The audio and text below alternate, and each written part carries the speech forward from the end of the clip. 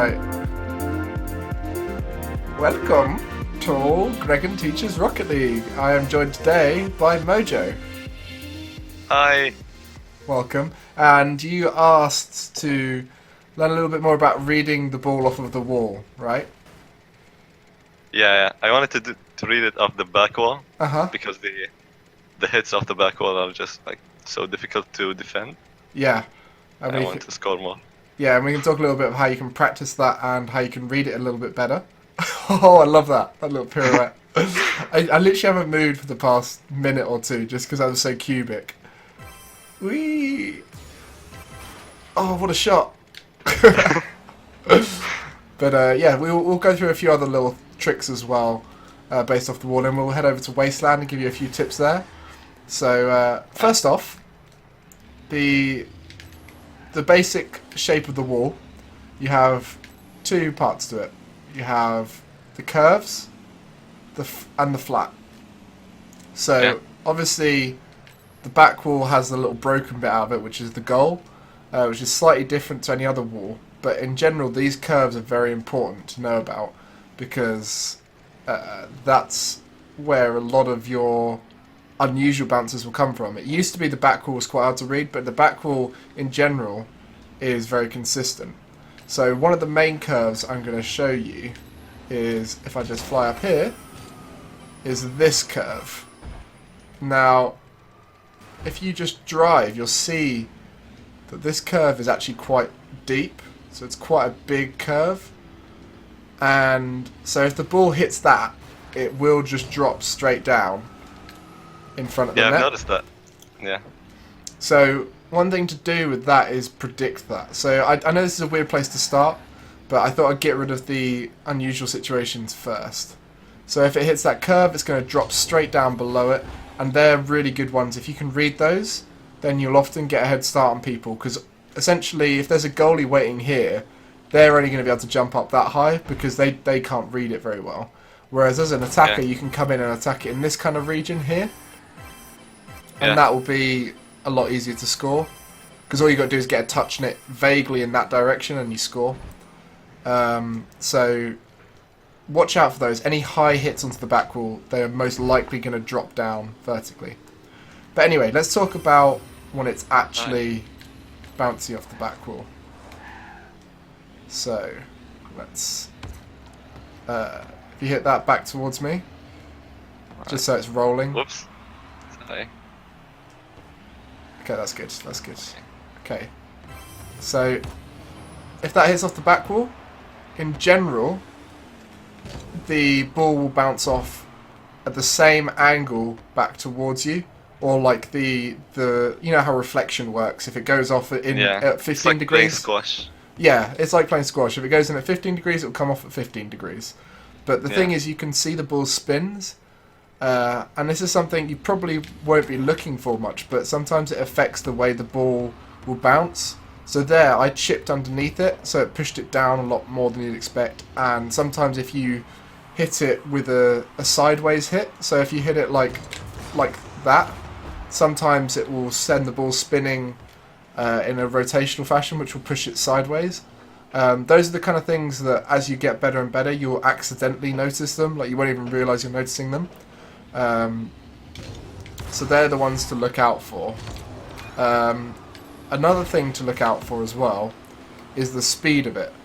So if I were to hit this lightly like that, it's going to bounce off quite slowly, so you can essentially smother it and get quite close to it.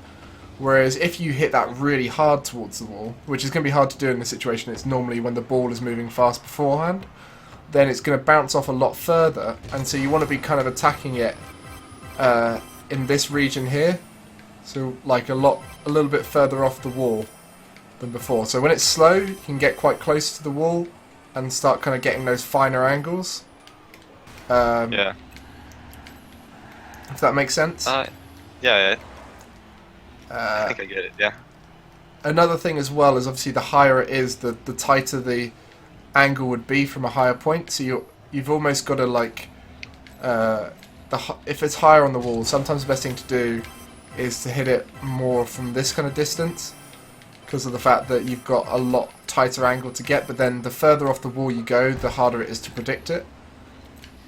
Yeah. The last thing I would say is just go for them, because if you go for a ball that's bouncing off the back wall, then you're going to be able to sometimes hit it, beat the defender, but if you don't hit it, then the defender's probably going to get there to get it anyway. So you may as well try it, because it's worthwhile in the end. Now, the main thing that you said is you find it hard to read it. Yeah, it's like at the level that I play in, when the ball hits the back wall, we most of the time wait for it until it hits the ground and then we continue playing. But if I could predict it, then I could jump for it earlier and get to it before the other players get to it. Yeah. And make it score. Yeah, so that's a good point. Is people waiting for it to bounce?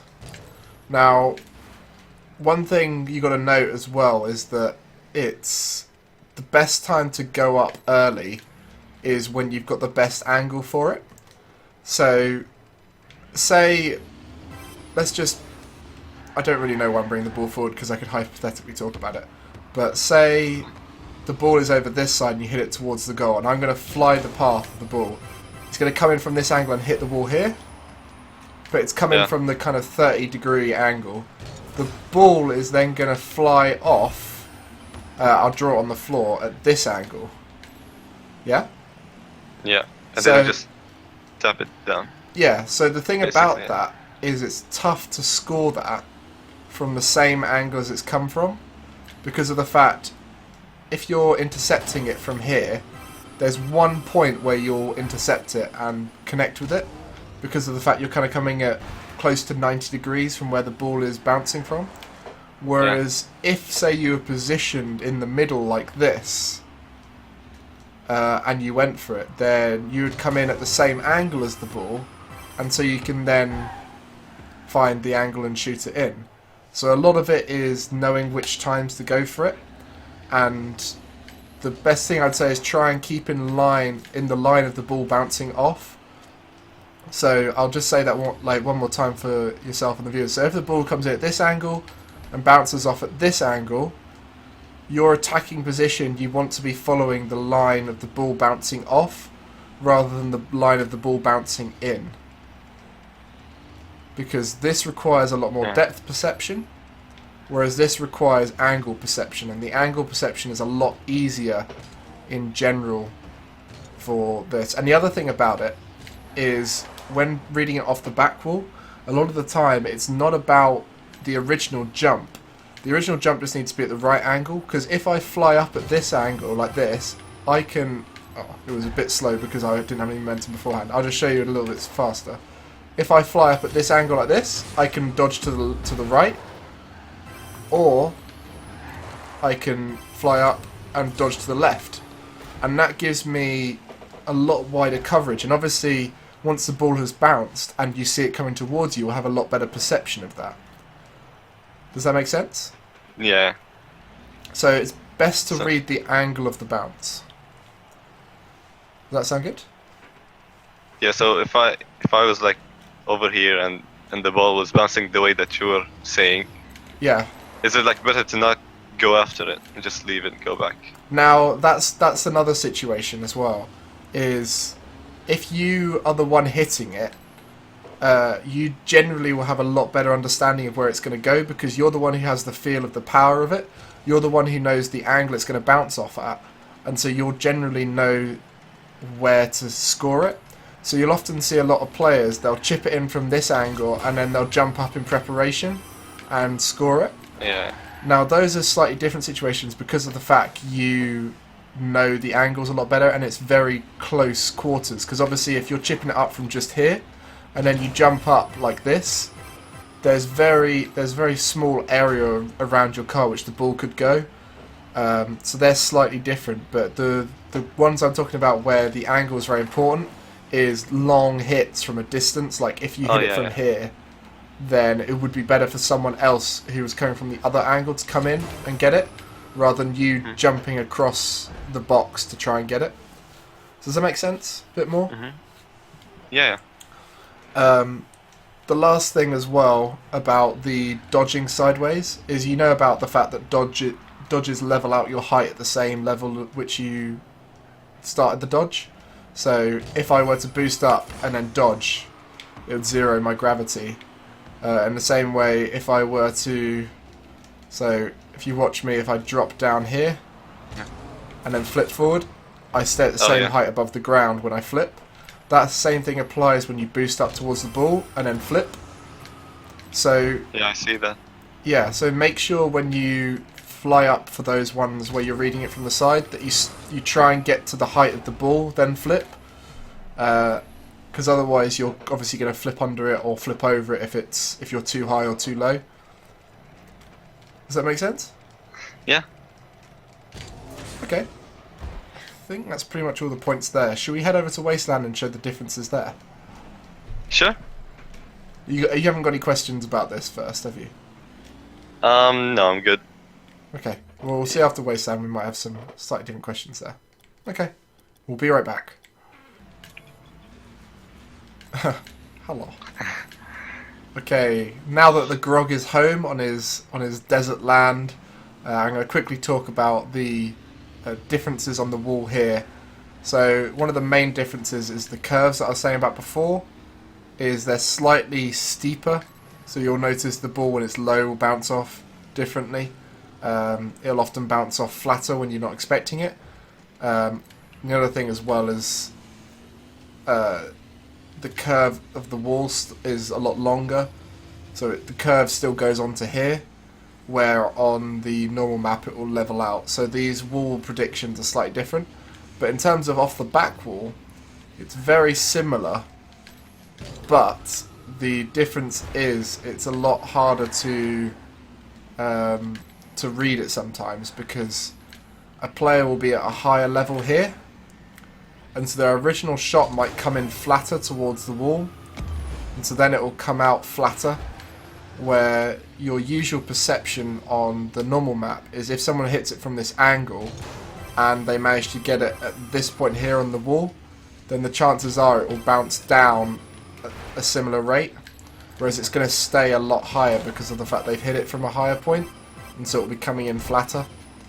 So that's one thing to note, that your perception might be slightly off on Wasteland in that regard, but for the most part it's pretty much the same with backwall hits. It's not like what's the underpass where there's a curve on the wall which makes it kind of awkward. Yeah. I'm not sure about the size of the backboard. It feels like it's slightly shorter compared to the normal map, but then that might be just because of the way it looks. Yeah, that's Wasteland. I think we will now go into some 2v2s, unless you have any questions. No, I'm good. I'm good.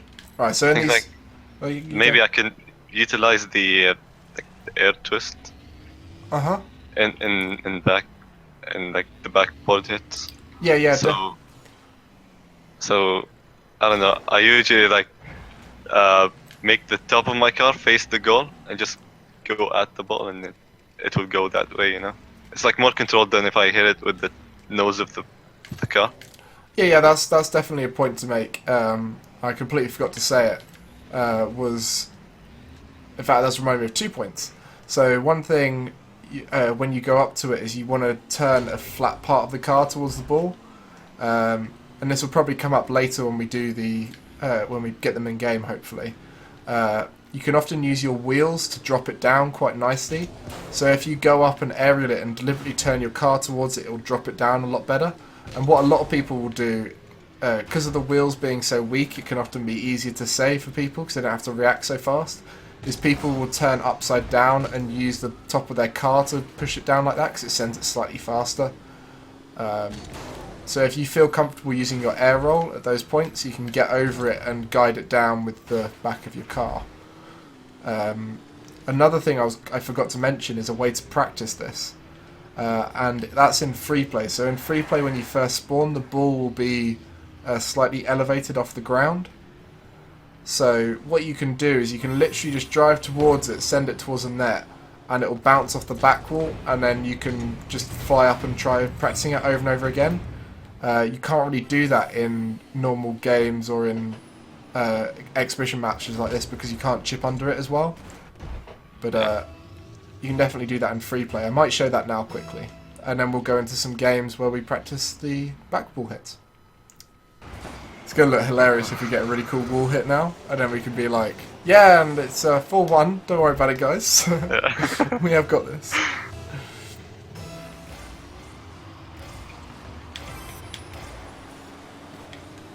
I got this.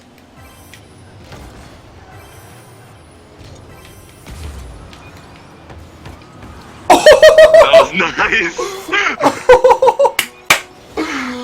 Oh. I thought you were gonna leave that for me. Yeah, that was an example of a wall hit, but I just kind of got it. Oh wow. That was great. Okay, so we found it was quite hard to get hits off the back wall with twos because of the fact it's pretty dangerous to do it in twos. You generally don't want to force both of you up into the air and then leaving you suspended in your position half. So the only time you'd really do it is in threes, where we couldn't get any teammates who would work with us, and it's also quite tough to force the backboard hit over and over again. That's something that kind of comes naturally, and we'd have to play for a good while to get it to actually happen. So the best thing to do is just be going free play and kind of do it in here like we explained earlier on. Yes, always blame the teammates. Uh-huh. Yeah. So what you'll see here on this shot I've just done, it's chipped off to the side, so I then try and change my line to get in line with the ball and get around it, and then I kind of turned my car into it to point it towards the net. And it's very important that your car's orientation will point the ball towards the net, because we could do the same right now, and then if we were like that and we'd actually hit it, it would have pushed it away. So do that again. I'll try and give an example. So if this goes up and then we go up and then we just kind of touch it away, it sends it down towards the side. So you want to, when you go up, you want to jump up and get around the ball. Another thing I would recommend in general is if you get above the ball, it can often be easier, because then you can easily drop down on it a lot better than you can get up on the ball. Because if you try and get up to the ball after you've realised you're too low, you'll generally hit the ball up or on the backboard again. Whereas if you go above it and hit it down, it's either going to bounce into the floor or into the net directly. Either way, it's more likely to go in because you're hitting it down towards the net, if that makes sense. So you can get above the ball and then look to kind of drop down on it. And at least if you miss it, it's going underneath you rather than... And you're more likely to dunk your opposition then, if they go out and try and save it. Yeah. It's kind of like linked to the 50-50s. Yeah, so you know what you mean? Like, it's like you need to like go after the ball with the most amount of your car. I don't know how to... Yeah, so if you go above it, then if someone does try and save it from below you, then you're more likely to win it towards the net, and even then it'll probably spill out and not go into the goal. But if it does, then you've increased your chances. Another thing as well is a lot of people get scared of using parts of their car that they're not used to using. But in dunks like this, as long as the part of your car is kind of pointing towards the goal, it's fine. Like there, I twisted upside down, and yeah, I pointed my nose towards it, but it could have been the side of my car, it could have been the back of my car, it could have been anything really, as long as it's pointed, that bit of your car is pointing towards the net. So I'll try and do an example here. See there how that was the flipping thing that I said about, is if you wait to the last moment, it didn't matter what part of my car they got it, because I got around it and then the last moment flipped in towards the ball. So you can do a lot of adjustments in the air, and it doesn't matter which part of your car you use. The last thing I would say is when it goes very high, it's very hard to hit it down towards the net. So one thing you can do is you can look to hit it off that back wall. Need it to chip up a little bit more. I'll do that a bit again. So one thing you want to look to do is when it's high off the wall, sometimes hit it in the wall again. Something that We Dem Girls professional team do is they get multiple hits on the back wall. Is if it goes very high, it's quite hard to get over it sometimes. That one wasn't very high, but when it does go high, you sometimes want to just hit it onto the back wall again. So we'll get a lot of speed going up to this, because then one of your teammates who's behind will then have an easier shot, and you might draw up a keeper. So if you hit it on the back wall again, yes, that one was a little bit too high, but you can keep trying it over and over again until you feel comfortable with hitting it off the back wall. Thank you, Mojo, for joining me this episode. I hope you learnt a few things and you can put them into your own game. Yeah, I definitely did. Yeah, well, definitely give me feedback in streams and stuff as how it's gone for you, because it'd be interesting to know how that went. But if you want to get involved in Gregan Teaches Rocket League, be sure to fill in the form down below in the description, and hopefully we'll get you on fairly soon. I am working my way through everyone who's been so kind as to donate on stream and everything. That's just to give back to them where I can. So thank you for watching, and I'll see you next time. Bye-bye.